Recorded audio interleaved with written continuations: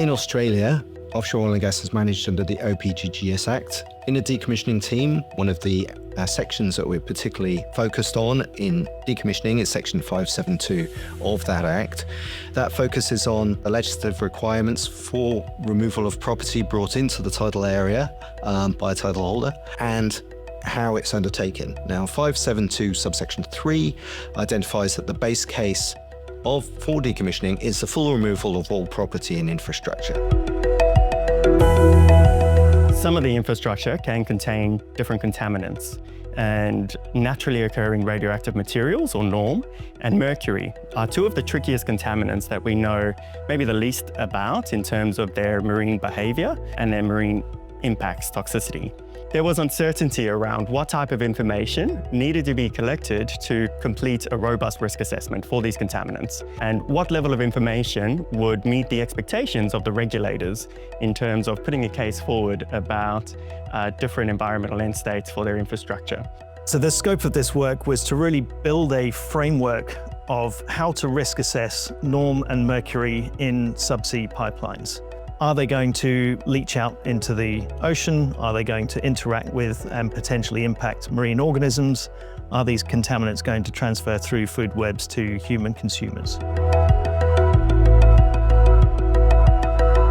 So one of the big lessons I learned from this project was the involvement of an independent advisory group. This group was involving the government regulators and independent subject matter experts. They oversaw the project. They didn't influence the project, but allowed us to make sure that the science was positioned in the best practicable science globally, as well as make sure that the outcome was really robust and very independent.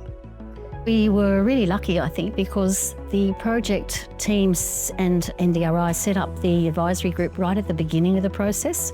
So many times when you're on boards or committees, you only come in and do the peer review at the end of the process, by which time it's really too late to change anything. So this was us involved right from the beginning so that we could provide advice all the way through. I think perhaps one example is I was quite strong on the problem formulation part. That's the front end of the risk assessment.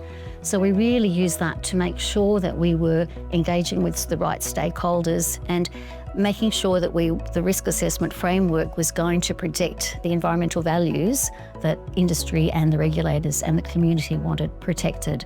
So there was that opportunity right up front to help co-design the process as we went through the project. Oh, I found it very interesting. I'm, a marine scientist as a background.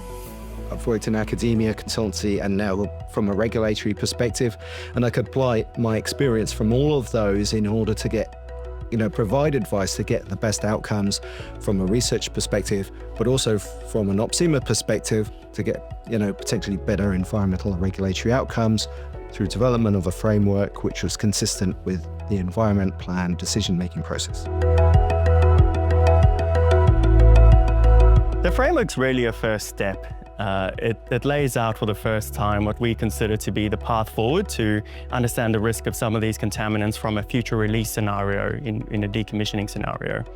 And so we hope industry apply this as best as they can, identify the gaps that still remain, and then commit to the research that's needed to improve their risk assessments and complete the framework. And the idea is that would then be iterative and the framework can be developed, made a lot easier to apply because the legwork has been done to simplify it.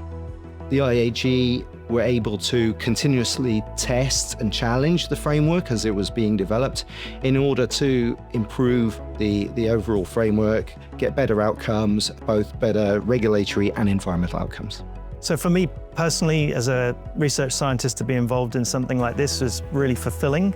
A lot of the time as research scientists, we will conduct the research, we'll put it out into scientific publications, which then get seen by other academics.